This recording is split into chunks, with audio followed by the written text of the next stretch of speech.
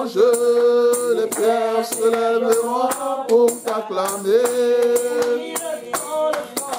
Le temps peut s'arrêter et les étoiles tombent du ciel. Tu es Dieu, ton règne n'a pas de fin.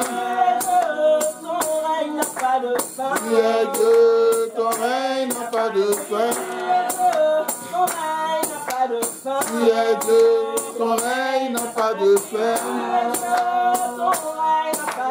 Tu es Dieu, ton règne n'a pas de fin. Tu es Dieu, ton règne n'a pas de fin. Tu es Dieu, ton règne n'a pas de fin. Tu es Dieu, ton règne n'a pas de fin. Tu es Dieu, ton règne n'a pas de fin. Tu es Dieu, ton règne n'a pas de fin. Tu es Dieu, ton règne n'a pas de fin. Amen, amen, amen, amen. Amen. Les rois comme Nabucodonosor, eux, ils sont passés. Amen. Amen. Darius est passé. Amen. Amen. Pharaon est passé. Amen. Amen. Mais le règne de ton Dieu, le règne de Jésus-Christ, est un règne éternel. Amen. Amen. Et nous nous réjouissons de cette grâce. Cela veut dire que le trône de l'Éternel est éternel. Amen. Mais le trône des hommes, ces trônes sont passagers. Amen. Et nous voulons bénir l'Éternel, notre Dieu. Amen. Amen. Cette année, nous entrons dans une nouvelle dimension. Quelqu'un peut-il nous rappeler le thème de l'année? La maturité en Jésus-Christ. Amen. Amen. Les gens sont gardés. C'est bien. Amen. C'était la dernière annonce des vœux. Donc, on verra par la suite si le peuple de Dieu est dans cette dimension. Bien-aimés, nous sommes heureux. Nous sommes très heureux parce que le Seigneur veut nous amener loin avec lui. L'Éternel veut nous amener à la montagne. Amen. Veut nous amener sur la montagne. Amen. Vous verrez que le Seigneur Jésus-Christ, lorsqu'il sortait avec les disciples quelquefois pour certains événements très très importants, il n'était pas avec les 12. Il était avec 3. Amen. Amen. Il y avait Pierre et il y avait Jean et Jacques. Amen. Amen. Quand nous prenons l'événement de la transfiguration, la Bible dit qu'il était monté avec ses 3 disciples. Amen. Amen. Et c'est là qu'il y a eu cet événement important. Un événement redoutable. Ainsi, Pierre et les 2 autres disciples ont pu contempler la gloire de l'Éternel. Mais les autres qui ne sont pas montés n'ont pas eu cette opportunité.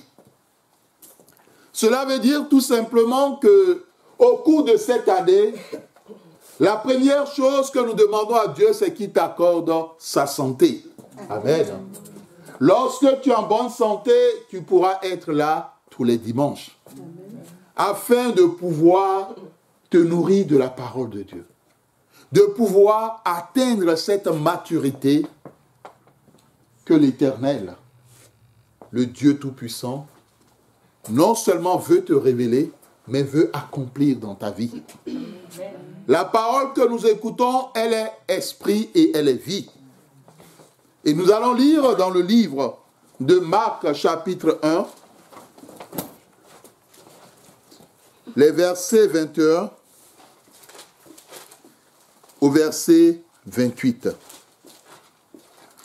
Marc, chapitre 1, verset 21 à 26. Écoutons la parole de Dieu. Donc, je lis la parole de Dieu dans l'évangile de Marc, chapitre 1,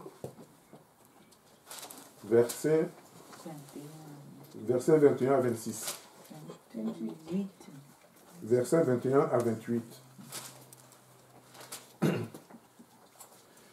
Ils se rendirent à Capernaum et, le jour du sabbat, Jésus entra d'abord dans la synagogue et il enseigna. Ils étaient frappés de sa doctrine car il enseignait comme ayant autorité et non pas comme des scribes. Il se trouva dans leur synagogue un homme qui avait un esprit impur et qui s'écria: Qu'y a-t-il entre nous et toi, Jésus de Nazareth? Tu es venu pour nous perdre. Je sais que tu es le Saint de Dieu. Jésus le menaça, disant: Tais-toi et sors de cet homme. L'esprit impur sortit de cet homme en l'agitant avec violence et en poussant un grand cri. Tous furent saisis de stupéfaction, de sorte qu'ils se demandaient les uns les autres: Qu'est-ce que ceci? Une nouvelle doctrine? Il commande avec autorité, même aux esprits impurs, et ils lui obéissent. Et sa renommée se répandit aussitôt dans tous les lieux environnants de la Galilée. La parole du Seigneur. Amen. Amen. Notre frère peut s'asseoir, on aura d'autres tests, on avancera au fur et à mesure, quand nous sommes dans le cadre de l'enseignement. Amen. Amen. Bien-aimés dans le Seigneur, quelle comparaison ou quel enseignement peut-on tirer à partir du texte de Marc chapitre 1 en lien avec le thème la maturité spirituelle? La bonne nouvelle, c'est que en tant qu'enfant de Dieu, tu dois avoir une base, tu dois avoir un fondement. Chacun de nous, à un moment ou à un autre, pour la plupart, nos parents nous ont mis à l'école. Soit c'est un parent direct, soit c'est un parent indirect. Et lorsque nous allons à l'école, nous recevons des cours. Nous avons des professeurs, nous avons des maîtres, nous avons des maîtresses. Et la finalité, c'est qu'il y a l'examen pour évaluer ce que les uns et les autres ont pu recevoir au cours de ces années. Il y a le certificat d'études primaires, il y a le brevet des collèges, il y a le baccalauréat, plus on avance, et il y a les DUG, les diplômes d'études universitaires, premier degré, ensuite ça a changé, aujourd'hui on parle de LMD, donc licence, master, doctorat, en fonction des personnes. Il y a le BTS, pour ceux qui préfèrent une carrière soit technologique ou une carrière professionnelle. Dans l'un ou dans l'autre des cas, nous sommes enseignés. De la même façon que nous sommes enseignés lorsque nous allons à l'école, ou bien lorsque nos enfants continuent à aller à l'école, nous devons comprendre qu'avec Dieu, cela se passe ainsi. Il y a ce qu'on appelle l'école de Dieu. Et dans cette école, vous ne trouverez pas le nolais.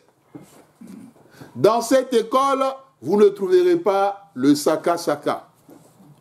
Dans cette école, vous ne trouverez pas le poulet farci au gingembre. Quelles que soient les différentes données dans cette école, c'est l'école du Saint-Esprit. C'est le Seigneur lui-même qui vous enseignera. C'est le Saint-Esprit qui vous conduira dans toute la vérité, afin de vous révéler la vérité de la parole de Dieu. Amen. Amen.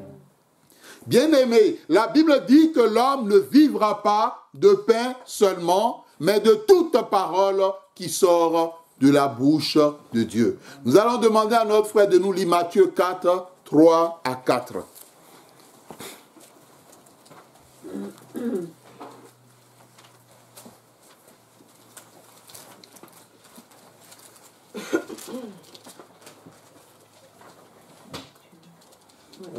Matthieu 3. 4, 3 à 4. Matthieu 4, verset 3 à 4. Donc je lis la parole de l'Éternel.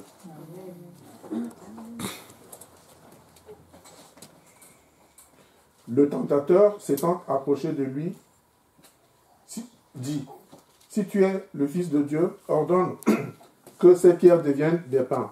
Jésus répondit, il est écrit, l'homme ne vivra pas de pain seulement, mais de toute parole qui sort de la bouche de l'Éternel, de la bouche de Dieu.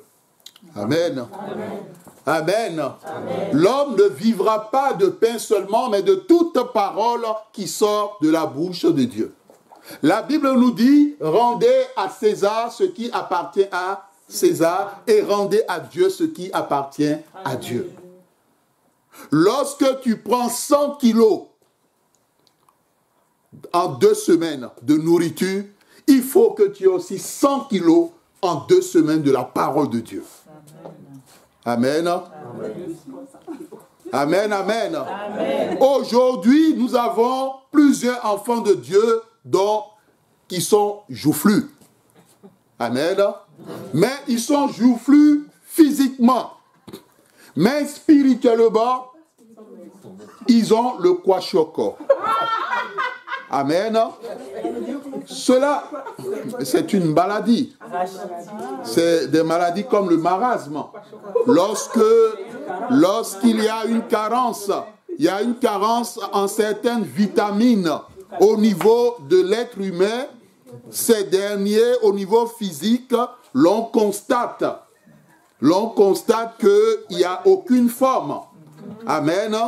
Donc, l'élément fondamental, ce n'est pas le physique, parce que la Bible dit que Dieu ne regarde pas à l'apparence, mais Dieu regarde plutôt au cœur. Lorsque nous parlons du cœur, nous parlons de la dimension de l'âme de l'individu. Si tu donnes de la nourriture à ton corps, il est aussi important de donner de la nourriture à ton âme et à ton esprit. Et la seule nourriture possible pour ton âme et ton esprit reste la parole de Dieu. Amen. Ce n'est pas la parole du voyant ou de la voyante. Ce n'est pas la parole du guérisseur ou du sorcier ou de la sorcière. Mais c'est la parole de Dieu. Parce que la différence, c'est que dans la parole de Dieu, il y a la vie de Dieu. Dans la parole de Dieu, il y a la puissance de Dieu. Et la parole de Dieu est la seule qui peut redonner vie à ton esprit. La seule qui peut redonner vie à ton âme, même si ton âme a été enchaînée par les forces du mal.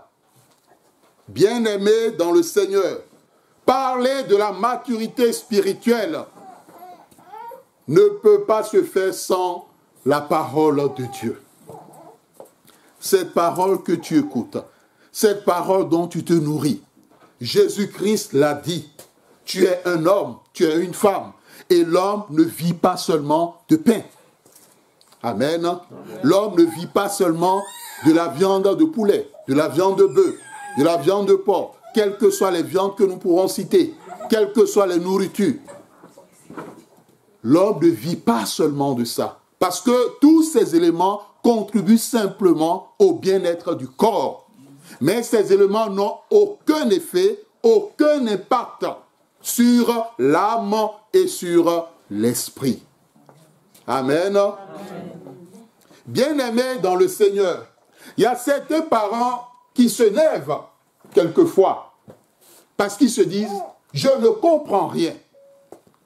Cet enfant ne veut pas grandir. » Amen. L'enfant a déjà, par exemple, 12 ans ou bien 15 ans. Mais ce qui sort de la bouche du parent, c'est « Mais c'est pas possible. Cet enfant ne veut pas grandir. » Et vous entendrez certains parents dire « Mais c'est pas possible. Cet enfant se comporte comme un bébé. » Amen. Lorsque vous entendez ces expressions de la part de certains parents, c'est parce que les parents ont l'impression qu'il y a un décalage. entre ce qui doit transparaître, ce qui doit sortir de l'attitude, du comportement, des propos de leurs enfants. Ils ont l'impression que l'enfant qui est vraiment géant, ou bien qu'à un certain âge, raisonne, agit, parle comme un enfant de 8 ans. Or, normalement, à cet âge, c'est l'âge de la responsabilité. C'est l'âge de l'écoute. C'est l'âge de l'obéissance. C'est l'âge de, quand les parents parlent, de faire ce que les parents demandent. Bien sûr, si ce qu'ils demandent n'est pas contraire à la volonté de l'Éternel. Amen. Il ne faudrait pas qu'un parent dise à sa mère, je n'ai jamais lu dans la Bible que les enfants doivent laver les assiettes. Non, ils n'ont pas besoin de voir ça dans la Bible. Ça fait partie de tes devoirs. Amen. Amen, amen. Donc on n'a pas besoin d'avoir tout dans la Bible. Il y a certaines choses qui ne sont pas dans la Bible, mais cela fait partie de ce que chaque enfant doit faire. Amen. Alors, nous devons nous poser la question, nous qui sommes les parents. Quel type d'enseignement ou enseignement nous leur avons donné et quel type d'enseignants nous avons été? Est-ce que nous étions de ces enseignants qui, lorsque nous donnons le devoir à l'enfant, nous lui déposons en même temps à côté la correction? Amen. Si dans toutes les écoles, les choses étaient ainsi, bien aimé, on aura 100% au bac. Amen. Tous ceux qui vont au bac, il y a le sujet, là, et puis la correction à côté. Comment ça se passe? Tu as le sujet, tu as la correction. C'est ça l'enseignement? Amen. C'est pas possible. Bon, tu dois passer ton concours, et dans la salle du concours, vous avez les sujets, et puis à côté, vous avez les réponses en même temps. Bien aimé, il aura 100%. Hein. Et lors de l'entretien, celui qui vous reçoit, c'est lui qui vous donne les réponses. Ah, il faut dire ceci. Ah, il faut dire ceci. Ah, voici la bonne réponse. Non, tu n'as pas bien dit, il faut plutôt dire ceci. Bien aimé, cela ne se passe pas ici. Donc, l'Éternel veut d'abord, avant que nous entrions dans ce test, attirer notre attention sur notre responsabilité. Parce que nous, parents, nous sommes des enseignants. Des enseignants par rapport à nos enfants. Nous leur donnons ce dont ils ont besoin pour manger, oui ou non? Amen. Nous leur donnons ce dont ils ont besoin. Quand ils avaient un certain âge, bien sûr, à un certain âge, ce n'est pas nous qui leur donnerons. Amen. Mais vous savez, il y a des enfants, je connais un enfant, il a déjà plus de 30 ans. Mais il attend que ce soit sa mère, il est marié, il attend que ce soit sa mère qui sorte l'argent de la poche. Pour pouvoir encore nourrir lui et nourrir ses enfants. Là, il y a un problème. Parce qu'à un certain âge, ce n'est plus à la mère de nourrir son enfant qui est déjà barbu et qui est marié. Non, ce n'est pas chose à la mère qui a souffert pendant toutes ces années de faire encore ça. Mais non, c'est à l'enfant de s'occuper de sa mère. C'est à l'enfant de s'occuper de sa mère. Et vous savez, il y a de ces enfants terribles. Il y a de ces enfants terribles. Lorsqu'ils remettent de l'argent à leur mère, ils ajoutent « Je te l'ai emprunté, hein ?» Amen. Amen. Cela veut dire quoi? Il faut rembourser. Amen. Il faut rembourser. Il faut rembourser. Quel enseignement les enfants ont reçu? Et quel enseignement donnes-tu à tes enfants? Cela est très important. Revenons au test de Marc. Le thème c'est « Tais-toi et sors de cet homme ». Amen. Amen. Tais-toi et sors de cet homme. Cette parole a été prononcée par le Seigneur Jésus-Christ. La Bible nous dit dans le texte de Marc que nous avons lu que Jésus se rend à Capernaum avec les disciples. Et le jour du sabbat, au verset 21, il entre d'abord dans la synagogue. Amen. Amen. Le jour du sabbat, Jésus entre d'abord dans la synagogue.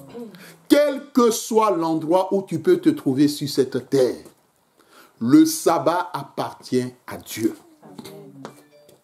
Le jour du sabbat n'est pas le jour, bien aimé dans le Seigneur, pour récupérer la veille des boîtes de nuit. Amen. Le jour du sabbat n'est pas le jour où vraiment j'ai travaillé toute la semaine, vraiment il faut que je récupère, je me repose. Non. Dieu t'a donné 6 jours. Amen. Et il te dit 6. Donc ne regardez pas seulement ça, hein. Sinon on va dire le pasteur ne sait pas compter. Ça fait 6 jours. Amen. Dieu t'a donné 6 jours. Amen. Et il a dit le 7e, c'est pour qui? C'est pour lui. Jésus l'a compris. Quand on est mature spirituellement, le jour du sabbat, on n'a pas besoin de courir derrière le chrétien. Ah, lève-toi, on va aller à l'église. Ah, habille-toi, on va aller à l'église. Non, ce n'est pas possible. Un chrétien qu'on force pour venir à l'église, c'est un chrétien qui a des problèmes. Et c'est un chrétien bébé. Cela veut dire qu'il n'est pas mature. On n'a pas besoin de te forcer. Parce que c'est le jour de l'Éternel. Ce n'est pas ton jour. C'est un jour que Dieu a mis à part. Vous savez, il y a certains enfants, quand vous les forcez, ils font la mine. La mine commence à la maison. Amen. La mine commence à la maison. La mine continue avec la physionomie du bulldog. Ça, c'est au niveau de la bouche. Il y a une façon de former la bouche sur le chemin, dans le RER ou dans la voiture.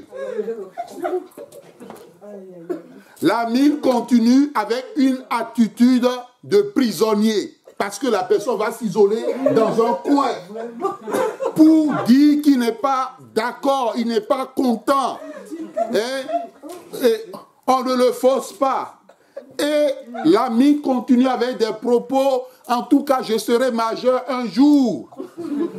Cela veut dire tout simplement quoi? Quand il sera majeur, il est libre d'aller ou de ne pas y aller. Voici des éléments que nous allions. Et l'ami, quelquefois, même vient dans la maison de Dieu. La personne mine Dieu. Amen. Amen. La mine s'arrête alors où? En ce moment-là. La Bible nous dit que le jour du sabbat est consacré à Dieu. Chaque parent a le devoir, lorsqu'il vient dans la maison de Dieu, de venir avec ses enfants. Amen. C'est ce pourquoi nous devons prier, pour que Dieu nous donne un mari qui craint l'Éternel. Une femme qui craint l'Éternel. Même s'il arrive des fois où nos enfants ne sont pas avec nous et sont avec notre époux, on lui dira, le dimanche est consacré à Dieu. Tu t'arranges, tu t'organises, il faut que les enfants aillent servir l'Éternel. Bien-aimé, lorsqu'un arbre qui sort de la terre prend une direction, bien-aimé, au fur des années, le tronc de l'arbre grandit. Au départ, c'est un arbuste. Après, il devient un tronc.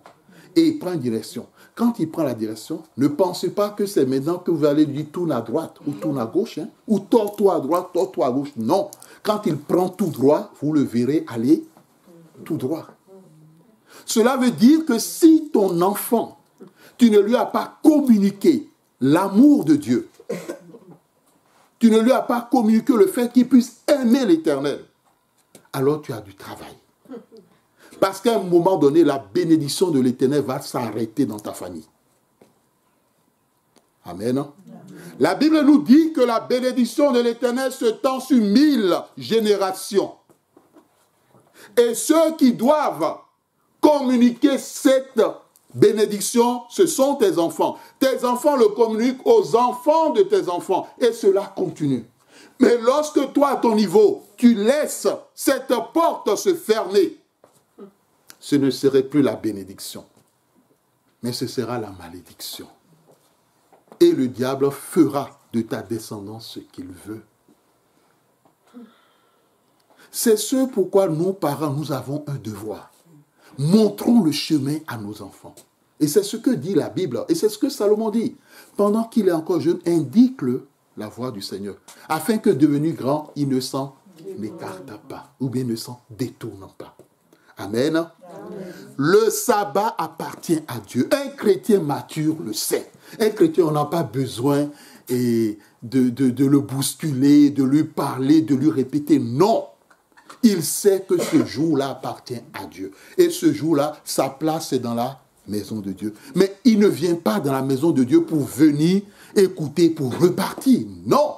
La Bible nous dit que lorsque Jésus entre dans le temple, la Bible dit qu'il entre d'abord dans le temple. Amen. Amen. Il y a certaines personnes le dimanche, ils entrent d'abord dans le supermarché. Amen. Il faut faire les choix. Un chrétien mature reste un chrétien mature. Un chrétien mature n'est pas celui qui court à la dernière minute. Alors, qu'est-ce que je vais faire? Qu'est-ce que je vais porter? Non, tout ça, ça se prépare. Amen. Amen. Dans la semaine, le chrétien sait qu'il doit rencontrer le roi des rois, le Seigneur des seigneurs. Amen. Et il met déjà, si c'est sa veste, il a déjà repassé, accroché, mis quelque part. Et il n'attend que la rencontre du roi des rois. Amen. Amen. Amen. Parce qu'il va rencontrer son Père. Amen. Amen.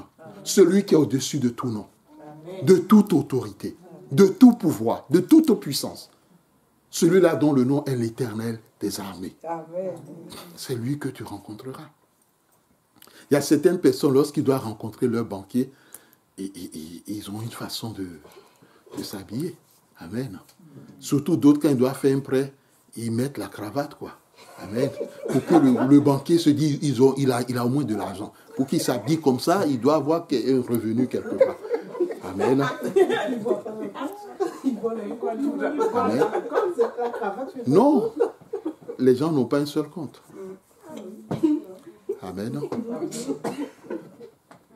Quand quelqu'un doit rencontrer une personnalité importante comme le chef de l'État, il saura comment s'habiller. Amen. Bien aimé, cela est très important. Peut-être on dira non, Dieu ne regarde pas l'apparence, il regarde au cœur. Mais c'est ce qui se passe dans le cœur qu'on voit aussi l'apparence.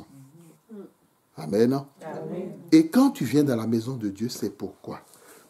La Bible dit quand il est entré d'abord dans la synagogue, qu'est-ce qu'il a fait? Il enseigna. Mon frère, ma soeur, le chrétien mature, il sait que quand il vient dans la maison de Dieu, ce n'est pas pour écouter, pour repartir. Non. Il a quelque chose à faire dans la maison de Dieu. Il a un service à accomplir pour Dieu. Et Dieu met toujours dans le cœur de ses enfants ce pourquoi il les a appelés. Lorsque tu deviens enfant de Dieu par la nouvelle naissance, tu as quelque chose à faire à l'Éternel. Tout comme dans ce monde-ci, tu exerces une fonction. Tu exerces une profession.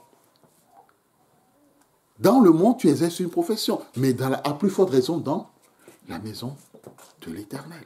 Jésus, lui, il a reçu des grâces enseignées.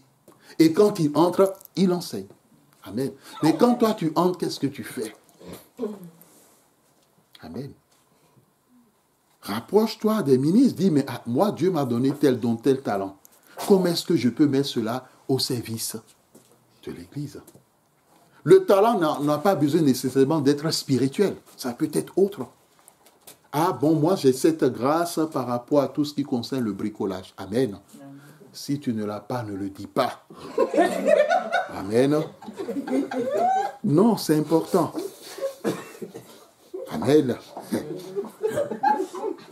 Quand tu n'as pas un talent, n'invente pas.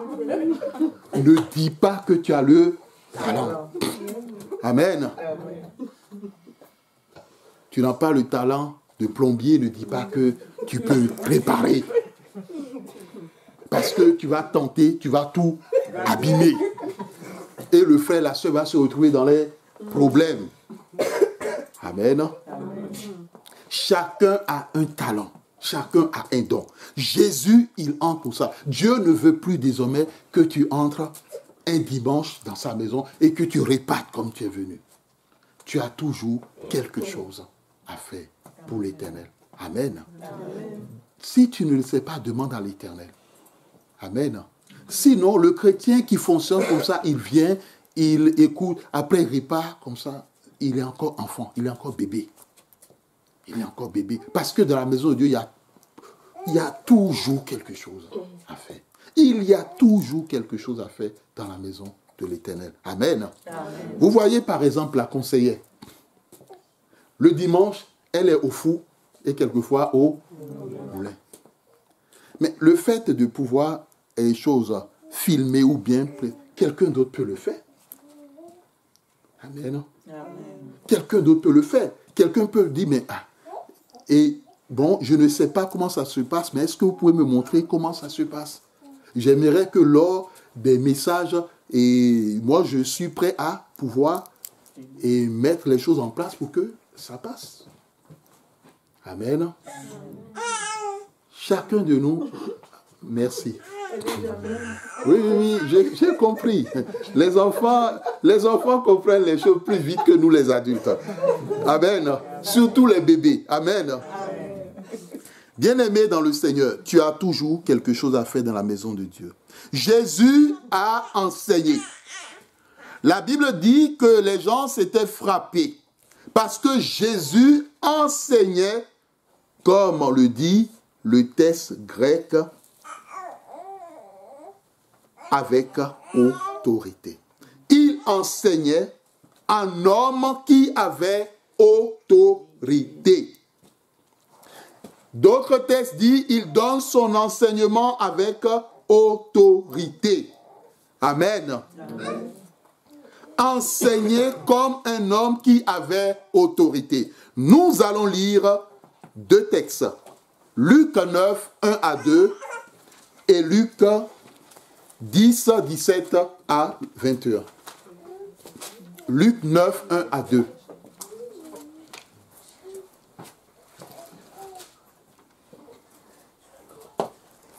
J'ai lu la parole de Dieu dans Luc 9, 1 à 2. Jésus, ayant assemblé les 12, leur donna force et pouvoir sur tous les démons avec la puissance de guérir les malades. Il les envoya prêcher le royaume de Dieu et guérir les malades. Amen. Amen. Amen. 10, 17 à 21.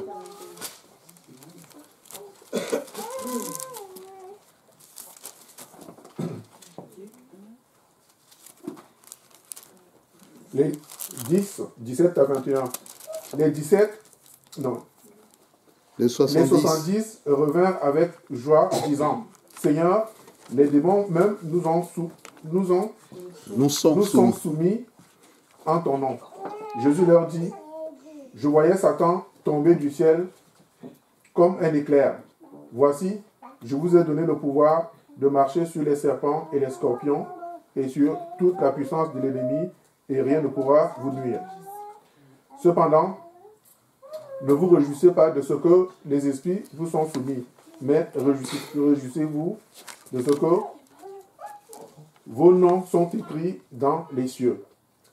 En ce moment même, Jésus tressaillit de joie par le Saint-Esprit, et il dit, je te loue, Père, Seigneur du ciel et de la terre, de ce que tu as caché ces choses aux sages et aux intelligents, et de ce que tu les as révélées aux enfants. Oui, Père, je te loue de ce que tu l'as voulu ainsi. Amen. Amen. Lorsque tu deviens enfant de Dieu, c'est-à-dire lorsque, merci, tu donnes ta vie à Jésus-Christ et tu l'acceptes comme ton seul Seigneur et Sauveur personnel, Dieu pose en toi sa fondation de vie. Dieu fait de toi, selon Jean chapitre 1, à partir du verset 12, un enfant de Dieu. Amen. Amen. Et nous disons que à l'âge de 5 ans, tu peux amener ton enfant à accepter Jésus-Christ comme Seigneur et Sauveur personnel. Amen. Amen. La bonne nouvelle et la grâce que nous avons, et c'est ce qui fait que Jésus-Christ loue l'Éternel Dieu, c'est que lorsque tu deviens enfant de Dieu, Dieu te donne sa puissance et son autorité. Amen. Amen. Tu reçois la puissance de Dieu. Une puissance qui est au-dessus de toutes les puissances du monde réunies. Une puissance qui est au-dessus de la puissance de la sorcellerie, de la puissance de la franc-maçon, de la puissance des maïkaris, de la puissance des démons, de la puissance de tous les sorciers du monde entier réunis. Tu reçois la puissance et l'autorité de Dieu. Amen. Telle est la grâce que nous avons. De chasser les démons, de guérir les malades. Et la bonne nouvelle, ton nom n'est pas seulement écrit dans un registre sur cette terre. Mais la Bible nous dit, dans le texte que nous venons de lire, que ton nom est écrit dans les cieux. Amen. Amen. Les cieux sont au-dessus de la terre. Cela veut dire que le pouvoir que Dieu t'a donné, c'est le pouvoir de dominer la terre, d'assujettir la terre. Et cela doit vous rappeler ce qu'il avait dit à Adam, avant que le serpent ne le lui vole. Amen. Donc, en devenant enfant de Dieu, Dieu te donne son autorité. Dieu te donne sa puissance. Amen. Donc, il n'y a pas d'autre puissance à prendre ailleurs, à chercher ailleurs. Ne reçois pas la puissance de la part des hommes, mais reçois la puissance de la part de Dieu. Parce que la puissance des hommes, elle est éphémère. Ne t'amuse même pas à aller chercher la puissance auprès du diable. Parce que le diable, lorsqu'il donne, c'est pour éliminer la personne à la fin. Après l'avoir utilisé comme un instrument. Bien-aimé dans le Seigneur, sais-tu que tu as reçu l'autorité de Dieu, que cette autorité est en toi? Sais-tu que tu as reçu la puissance de Dieu et que cette puissance est en toi? Si tu es né de nouveau, sache que tu l'as et que Dieu te l'a donné gratuitement. Amen. Ce n'est pas un roman photo. Ce n'est pas une photographie. Mais cette autorité, tu as la responsabilité de l'exercer. Amen. Il faut l'exercer. Les disciples l'ont exercé. C'est ce pourquoi ils ont vu des choses extraordinaires se passer. Ils ont vu les démons fuir. Ils ont vu les malades libérés et guéris. Et ils étaient heureux parce qu'ils ont exercé cette autorité. Alors Jésus leur a dit qu'il leur a donné le pouvoir de marcher sur les serpents, les scorpions et sur toute la puissance des ténèbres et rien ne pourra vous nuire. Jésus n'a pas reçu son pouvoir de Satan. Amen. Amen. Il a reçu de Dieu. Amen. Amen. Et le pouvoir que tu reçois, c'est ce pourquoi Jean 1,12 dit qu'on leur a donné le pouvoir de devenir enfants de Dieu. Amen. Amen. Être enfant de Dieu, ce n'est pas quelque chose de simple, mais c'est une grâce. Et le fait de devenir enfant de Dieu, c'est par le pouvoir de Dieu que tu le deviens. Ce n'est pas par le pouvoir d'un homme. Devenir enfant de Dieu suppose que lorsque on t'a prêché l'évangile, tu as accepté Jésus-Christ de tout ton cœur, de toute ton âme, de toute ta force et de toute ta pensée. C'est tout ton cœur que tu lui as donné. Ce n'est pas le cinéma qu'on voit quelquefois, où les gens utilisent leur bouche uniquement pour dire qu'ils ont accepté Jésus-Christ. Et après, quand on voit leur façon d'agir, on se pose la question s'ils sont réellement des enfants de Dieu. Il y a eu des sorciers, des sorcières pour pouvoir tromper la vigilance des gens. On dit, ah, ils ont accepté Jésus-Christ. Mais ils n'ont jamais donné leur cœur à Jésus-Christ. Ils avaient simplement l'habit de brebis. Mais quand on coupait un peu, on regardait c'était la peau du loup qui était là. Bien-aimés, nous devons faire attention. Sache une chose.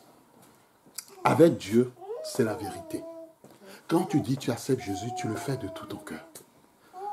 On ne marchande pas, on ne donne pas une partie, on garde une partie, non. C'est ce pourquoi Jésus a dit, tu aimeras l'Éternel ton Dieu. De tout ton cœur, de toute ton âme, de toute ta force et de toute ta pensée. Celui qui accepte Jésus de tout son être, corps, âme, esprit, pensée, bien-aimé, il reçoit la puissance de Dieu. Il reçoit l'autorité de Dieu. Il reçoit les grâces de Dieu. Et il peut les exercer facilement. À un moment donné, tu dois te poser la question, comment tu as reçu Jésus? C'est important. Est-ce que pour toi, c'était du cinéma? Ou bien c'était quelque chose de vrai? C'était quelque chose de plus profond? Amen. Voici le point de départ de la maturité spirituelle. Lorsque Jésus enseigne, la Bible dit qu'il a reçu son autorité de la part du Père. C'est ce qui fait qu'on dit qu'il enseignait en homme qui avait autorité. Désormais, si toi tu dois enseigner, tu enseigneras aussi en homme ou en femme qui a autorité. Amen. Alors, tu es différent de celui qui fait dormir le peuple. Amen. Parce qu'il y a des gens, quand ils enseignent, les gens commencent déjà à bâiller. Amen. D'autres commencent à se gratter les oreilles. Amen. D'autres commencent à plier les paupières. Amen. Parce que ce qui est en train de sortir est en train de les assommer. Parce que cela n'est pas donné avec autorité. Amen.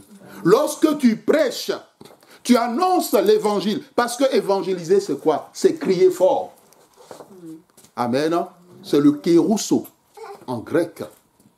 Amen. Et rassurez-vous, il y aura des dimanches où on va aller dans la parole. Où vous aurez des cours en quelque sorte théologiques ou bibliques, ou de théologie biblique. Il faut que vous connaissiez la parole. Parce que le concours biblique a révélé trop de failles.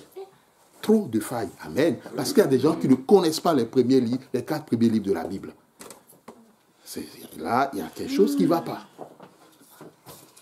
Amen. Et les questions, toutes les questions qui ont été posées dans 99%, c'est des questions qui ont été déjà vues dans les cellules. Amen. Lors des études. Amen. Alors, si les gens ont des difficultés, comme de bons élèves, moi j'aimerais avoir la réponse des questions. Si quelqu'un demande, on ne va pas le lui refuser. Je parle des questions qui sont là tous les jeudis. Parce que c'est celui qui est modère, qui a la question et les réponses. Quand l'étude biblique est finie, tu veux toi-même après revoir ce qui a été vu, demande la réponse. On va te donner les réponses. Amen. Ça, c'est possible. Cela, c'est possible. Vous voyez, quand un enfant va au cours et qu'il rentre, à un moment donné, il faut réviser ce qu'il a reçu. Ça, c'est un bon élève. Amen. L'enfant qui va au cours après, il rentre, il se pointe devant la télé ou bien il va sur son ordi ou bien son téléphone, son iPhone, et puis il commence, il va réviser quand? Amen. Il révisera quand? Il n'aura pas le temps de réviser. Bien-aimé, la parole de Dieu est claire. Fais tout avec autorité. Enseigne avec autorité. Balaie avec autorité. Sans frapper quelqu'un. Amen. Quand on balaie avec autorité, on le dit dans le sens que tu le fais avec ton cœur. Amen. C'est pas avec violence. Non. Amen. L'autorité, ça dit que quand on dit tu as autorité, c'est que tu es imposant spirituellement. Et le jour où tu attends que le sorcier du village est venu dans la même ville que toi, tu dis Alléluia, son temps est venu. Amen. Amen, amen. Parce que tu as reçu l'autorité. Amen. Amen. Il y a d'autres personnes qui vont commencer à crier dans leur cœur. Il est encore venu jusque dans notre vie. Amen. Bien-aimé, c'est le sorcier qui doit prendre peur parce que là, il est en train de venir dans la ville ou dans le pays où tu es. Amen. Parce qu'il doit dire, attention, cette femme ou cet homme qui a autorité et puissance est dans cette ville. J'aurai des problèmes aujourd'hui. Amen. C'est ça la vérité. Et c'est ça la vérité de la parole de Dieu. Bien-aimé, tu ne peux pas entrer dans ma maison, faire quelque chose réparti. Ce n'est pas possible. Il y a certains chrétiens, le sorcier entre comme il veut. Et dans le rêve, vient même les gifler. Et après, il répare les mains dans les poches. Ce n'est pas possible. Amen. Où est ton autorité? Où est ta puissance? Bien-aimé, on ne touche pas à mes enfants. Amen. Notre sœur et son époux, vous devez dire qu'on ne touche pas à votre fille. C'est très important. Bien-aimé, on ne touche pas aux enfants des enfants de l'Éternel. Ah non, ça c'est un sacrilège. On ne touche pas. Si quelqu'un le fait, c'est que la personne a creusé sa tombe. Il faut comprendre la dimension des choses. Vous n'êtes pas n'importe qui. La Bible dit que vos noms sont écrits dans les cieux. Le nom du sorcier n'est pas écrit là-bas. Il est sur cette terre. Il est né à Jovi, il mourra à Jovi. Mais toi, quand tu es né avec un nom sur la terre, Dieu t'a donné un nom aussi dans les cieux. Amen. Un nom que personne ne connaît. Si ce n'est l'Éternel. C'est ça la nouvelle naissance. Et derrière ce nom qu'il t'a donné, c'est un nom de puissance, d'autorité, de pouvoir. Amen. Et en devenant enfant de Dieu, ce nom, tu le portes spirituellement. Amen. Et quand tu exerces l'autorité, ce nom suit. Parce que ce nom est lié à l'Éternel, ton Dieu. Amen. Amen. Ton nom découle, ton nom spirituel découle du nom de l'Éternel, ton Dieu. Amen. Amen. Saisissons la pensée de Dieu. La Bible dit, il se trouvait dans la synagogue un homme qui avait un esprit impur et qui s'écria, qu'y a-t-il en nous? Et toi, Jésus de Nazareth.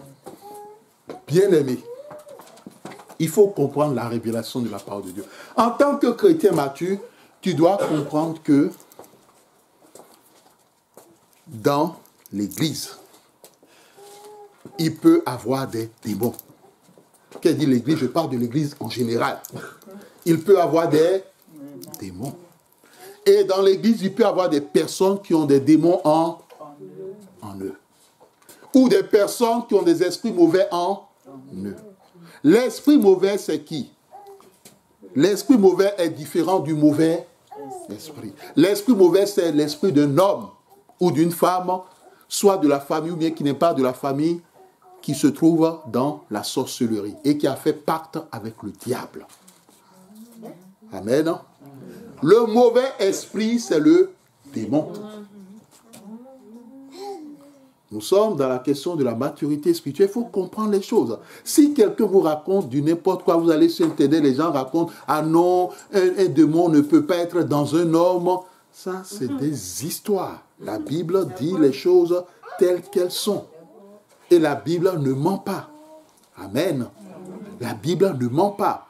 Un chrétien peut avoir un esprit en lui parce que la Bible dit que celui qui renverse la muraille sera mordu par le serpent. Donc ce chrétien qui a péché, il n'est plus protégé.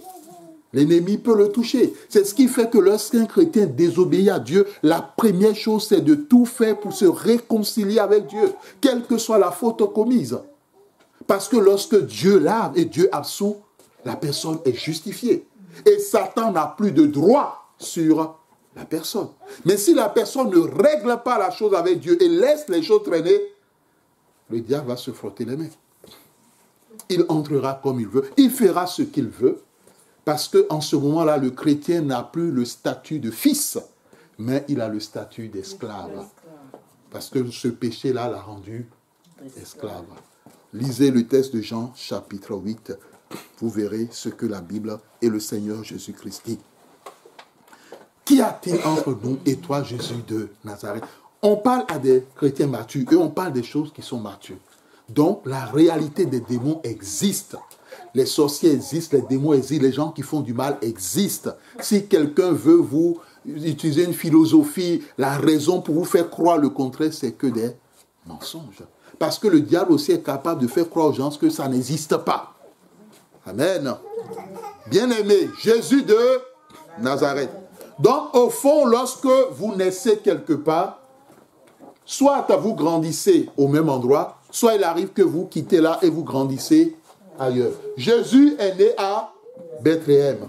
Après, il est allé en Égypte en fuyant Hérode qui chercha à tuer l'enfant. Après, il est revenu et quand il est revenu, il a atterri où? À Nazareth. Et c'est là qu'il a grandi.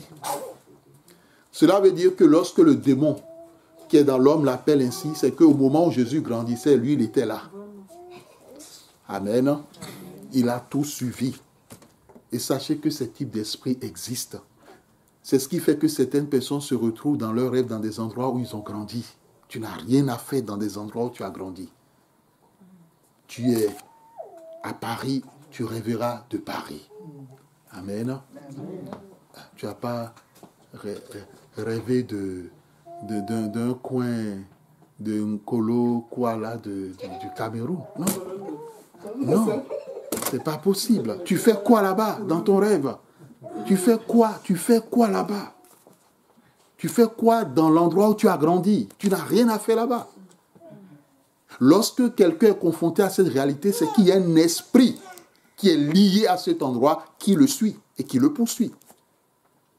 Et c'est des formes d'esprit qui ont un dossier sur ce temps de la vie de l'intéressé et qui peuvent toujours l'utiliser pour s'en prendre à la personne. Si la personne en venant à Jésus-Christ n'a pas réglé toutes les différentes choses. Parce que le démon ne se trompe pas. Il ne dit pas Jésus le Bethlémite, mais il dit Jésus de Nazareth.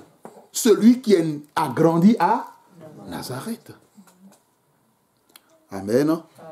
Où est-ce que tu as grandi? Est-ce que tu rêves quelquefois de l'endroit où tu as grandi? La véritable question. Jésus, tu es venu pour nous perdre. Jésus l'a menacé. Jésus a parlé. Amen. Amen. Comme le dit la chanson, Yahweh a parlé. Amen. Jésus lui commanda sévèrement. La Bible, dans la traduction grecque, ne dit pas Jésus commande, mais il commande sévèrement. Amen. Et dans une autre version grecque, il est dit Jésus lui parla sévèrement. Amen. Jésus parla sévèrement à l'esprit mauvais. Amen. Amen. Ton autorité, ton pouvoir, lorsque tu as affaire à un sorcier, à une sorcière, à un démon, le langage, c'est le langage de parler sévèrement. Amen. De commander sévèrement. Amen. Vous aviez déjà vu quelqu'un de sévère? Comment est son visage? Comment est sa parole? Amen. Vous voyez, non, l'image de quelqu'un qui est sévère. Amen. Amen. Quand on dit il est sévère, il est sévère. Amen. Il ne faut pas être sévère avec ton époux. Hein. Dans le couple, on n'est pas sévère. Amen. Ou bien avec ton époux ou ton époux, non. Ça passe. Il ne faut pas parler sévèrement à ta femme ou sévèrement à ton mari. Non. Il n'est pas un démon. Amen. Il n'est pas un sorcier. Amen. Amen. S'il est un sorcier, Dieu te dira qu'il est un sorcier. S'il est un sorcier, Dieu te dira un jour qu'il est une sorcière. Amen. Mais s'il est un enfant de Dieu, reste un enfant de Dieu. Amen. Quand Dieu te parle ainsi, il ne dit pas il faut commencer maintenant à prier. Seigneur, est-ce qu'il est un sorcier? Seigneur, est-ce qu'elle est une sorcière? Non, non, là, tu vas perdre du temps. il y a des choses importantes qui sont là. Amen. Si c'est après 20 ans que tu vas commencer à poser une question pareille, c'est qu'il y a un problème. Amen. Si c'est après des temps de mariage que tu commences à parler ainsi, c'est qu'il y a un problème. Lorsqu'il y a quelque chose qui ne va pas, déjà dès les premières relations dans le couple, les choses seront révélées. Amen. Les choses seront révélées. Et quand les choses seront... Si c'est quelqu'un à qui tu tiens, il faut aller dans la prière. Vous savez, il y a ce qu'on appelle la sorcellerie inconsciente. Il y a des gens qui leur donnent la sorcellerie, mais ils ne savent pas qu'ils ont la sorcellerie. Amen. Ils ne savent pas. Mais dans leur œil, ils se retrouvent à des réunions. Dans leur œil, ils se retrouvent en train de manger de la viande. Quelquefois de la viande crue. Ils ne savent pas. Et lorsque quelqu'un se retrouve dans une configuration pareille, il doit dire, c'est pas normal. Parce que Dieu ne donne pas à manger dans le sommeil. Mais il est vrai qu'il y a des gens qui mangent dans le sommeil, mais sans que ce soit de la sorcellerie. Mais plutôt des entités pour bloquer. D'où l'importance du fondement. Recevoir Jésus-Christ comme son Seigneur, Sauveur personnel, de tout son cœur, de tout son âme, de tout sa force. Quand cela est réglé, quel que soit tout ce que l'ennemi peut vous faire manger pour que vous changez de bord, ça ne va pas marcher. Parce qu'en ce moment-là, votre corps devient le temple du Saint-Esprit. Donc votre corps est un feu. Et quand quelque chose rentre, ça ne va pas tenir. Ça va sortir. Quitte à ce que ça sorte par la diarrhée. Mais ça va sortir, ça ne restera pas. Ça ne restera pas. Amen. Ça ne restera pas. Il faut saisir la pensée de l'Éternel, notre Dieu. Et comme vous l'avez constaté, on est dans le cadre de l'enseignement. C'est ce qui fait que nous prenons un peu le temps pour expliquer tout cela. Donc, il faut parler sévèrement. Amen.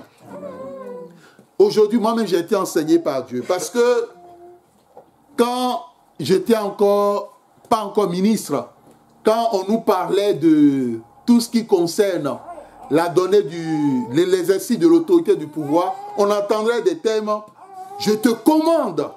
Amen. Au nom de Jésus, amen. Et quelquefois, on entendait les termes, je prends autorité. Amen.